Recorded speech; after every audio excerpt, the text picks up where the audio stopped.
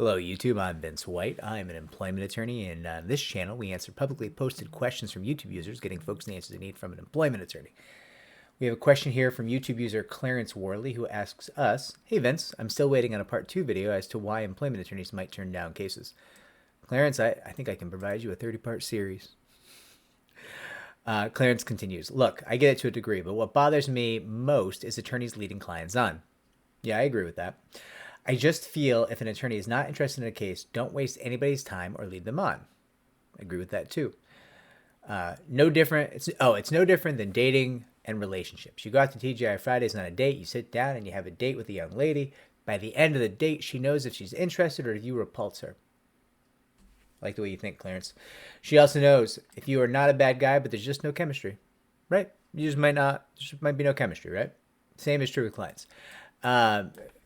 In the sense that you might just not want to represent someone, right? Not that there ethically should not be any romance between an attorney and client, to be clear. The point is just to be straightforward and cut it off. Why the heck are you leading a person on? It's after a person is led to believe they actually have an opportunity, then let down, that they become angry. This is when people become bitter. Last, if a person's salary is not a large one, if attorneys feel that a $30,000 to $60,000 salary isn't worth their time, just be upfront and keep it moving. Don't lie to the client telling them their case is weak or you have 20 class action lawsuits in the works. If that was all, you should have said that the moment you answered the phone. Anything else is uncivilized.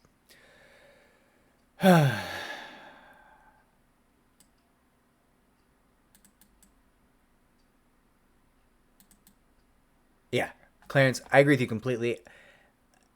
So I'm going to provide some context as to why attorneys might do that, but please know that I agree with you. So while I'm making excuses for my peers over here, know that I don't think it's really an excuse. I'm just explaining why they do this. So on the low end of the consequences of declining to represent someone, I will tell you that most of the negative reviews I've received in my life have not been from people I've represented. Most of the negative reviews I've received have been from people who I declined to represent. And I get that to an extent because it's frustrating. It's frustrating to have someone say, yeah, I'm not going to help you to protect your livelihood. I'm not going to help you to fight against the people perpetrating hate crimes against you. That is a jarring thing. And if you're experiencing workplace discrimination or workplace sexual harassment, you're already in a heightened state because, again, people are attacking you on the basis of your very identity. And the attack is taking the form of trying to strip you of the means by which you survive. You care for yourself. You feed your family. You put a roof over your head. You clothe and shelter the ones you love, right? That's what employment discrimination is. It is an attack motivated by who you are and aimed at your ability to survive and take care of those you love. That is what employment discrimination is. That's what workplace sexual harassment is. And when you call someone and you say, here's what happened to me, and the person says, wow, I'm sorry to hear that. I'm not going to be able to take your case. Often the response is, oh, so you want my family to die, right? Which is not, of course, what that attorney is saying, but is often how the potential client takes the no, right? And that can lead to some fairly over-the-top responses from potential clients. There's been times in my career where I had to take different paths to work every day, right? And a lot of these, listen, do you get death threats from defendants? Sure, occasionally. It's about as common that a potential client you decline to represent tries to take action against you. And it's, there's no correlation. Rich people are no more or less likely to do it than poor people. There's no rhyme or reason. There's no people are always trying to point fingers, this or that. It's not. It's very simple. A human being is being attacked. Their ability to care for themselves and their loved ones is being attacked, or at least they feel it is. And they're asking for help, and you're the person who's saying, in this scenario, no, I'm not going to help you. Well, you might as well be the enemy at that point. I get that. And in spite of the fact that I get that, I still try to be upfront because, listen, first and foremost, we are the ones who get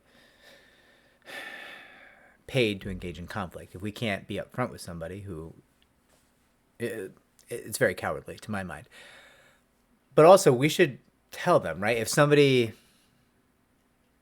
calls me up, I had this happen this week. Somebody called me up, left me a voicemail. I returned their call. They pick up the phone when I call them. They go, "The fuck you want?" Very little at this point. I very little interest in talking to you at all, actually.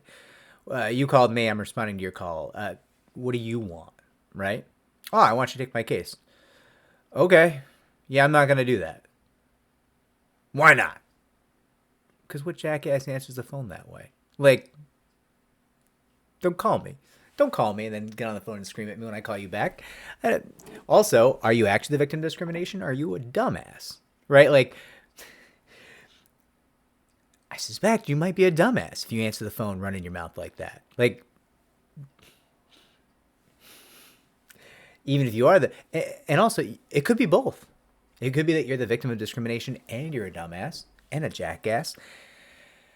And that's going to make my life a lot harder because everybody's going to come in and say, oh, it's not discrimination. This guy's a jackass. Look what he did. And they're going to have 30 examples of you being a jackass. And I'm going to have to say, sure, yeah, okay, he's a jackass, but also discrimination. Well, that's a tough case.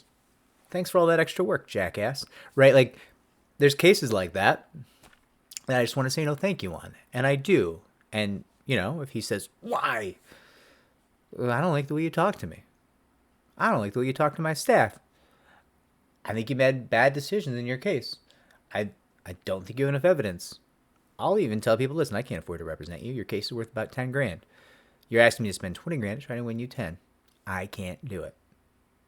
I can't do it. I can't throw away that money. I got people to help. If I throw away that money, this firm won't exist next year.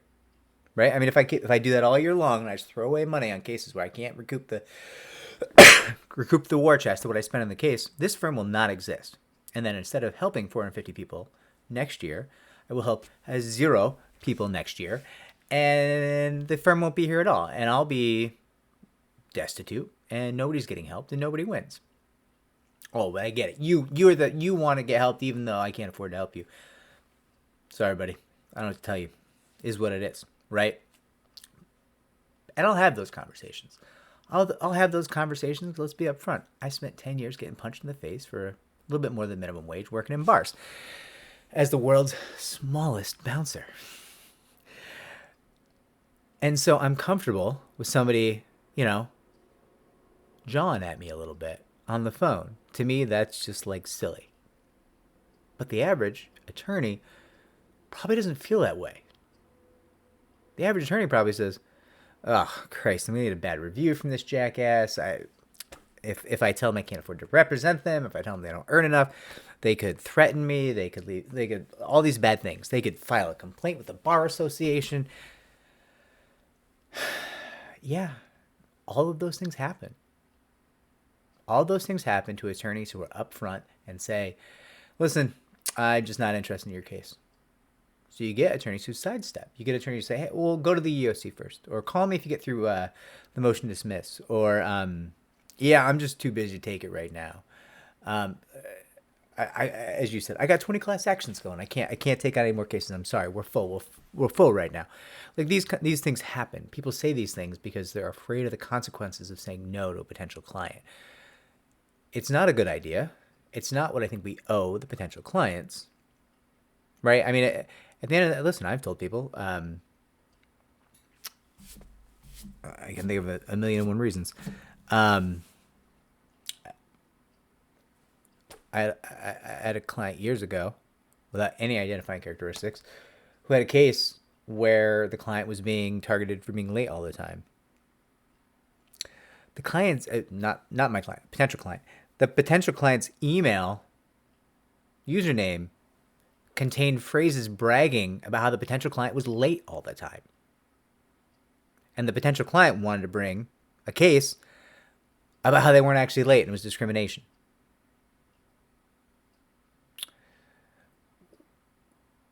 Well, maybe you should have thought about the fact that you want to bring this case before you were late a whole bunch and then created an email address mocking your employer about the fact that you're late all the time and you get away with it. Like, and that person, I'm like, yeah, I'm not going to be able to help with this case. That person, I want to say left 30, 40 voicemails just screaming. Just, you can hear the flecks of froth flying off their mouth, right? And it's just like, okay. No one cares. Like, it's, you behave like a jackass, you get treated like a jackass, right? But a lot of attorneys aren't going to feel that way. A lot of attorneys are going to be like, oh, that's scary.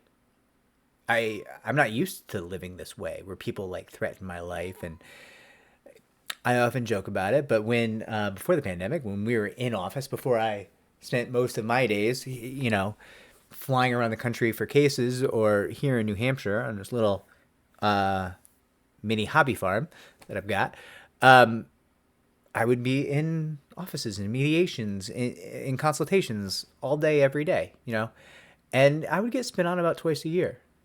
I never got spit on by a client. I think everyone who ever spit on me was literally someone who I said, listen, I'm sorry. I just don't think I can help you with this. And twice a year for about a decade, someone would get up and be like, oh, well, thank you for your time. And just spit in my face. Literally, this would happen twice a year. I once had someone rage piss in my office chair. This is the beginning of my career. And I like, it was just, it was a weird, they just pissed themselves out of anger. Like, I mean, I think to try to ruin the office chair, they literally just let it go because they were so angry that we had declined to represent them. This is such a minor, like the smallest portion of the people who would call an employment law firm. We're talking the 0.25% of the people who call an employment attorney for help. Problem is, those memories live in the attorney's minds that you're describing, right? You might spend the first year of your career being like, yeah, I'm sorry, I can't help you. And then something goes horribly wrong one day, and that attorney gets scarred because they're smarter than me, and they don't like people destroying their office or spitting on them or talking about how they're going to knife them or whatever else it is, right? Really? You're okay. You can have a treat later. Anyways, Clarence, I'm ranting. I agree with everything you're saying, but cut those attorneys a little bit of slack. It can be a high impact practice, and wild things can happen. And most of the wild things come from the people where you just tell them, no, thank you. I can't take this case on.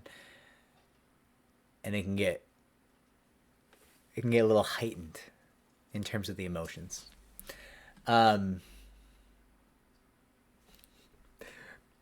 have to listen to this one before I post it. I don't know. It seemed a little aggressive. Like, subscribe, comment down below if I made a video that was helpful to you in some way. If I didn't, tell me that too. Tell me down below. I'll try to do better. I will track the comments. Excuse me. Remember, everybody works. Not everybody wins.